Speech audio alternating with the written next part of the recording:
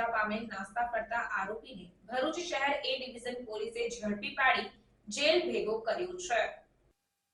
ભરૂચ જિલ્લા પોલીસ અધિક્ષક મયુર ચાવડા તરફથી નાસ્તા ફરતા આરોપીઓને શોધી કાઢવા સૂચના મળતા નાયબ પોલીસ અધિક્ષક સી.કે. પટેલ ભરૂચના માર્ગદર્શનના આધારે પોલીસ ઇન્સ્પેક્ટર વી.યુ. ગડરિયા ભરૂચ શહેર એ ડિવિઝન દ્વારા નાસ્તા ફરતા તથા વોન્ટેડ આરોપીઓને શોધી કાઢવા પ્રયત્નો હાથ ધરવામાં આવ્યા।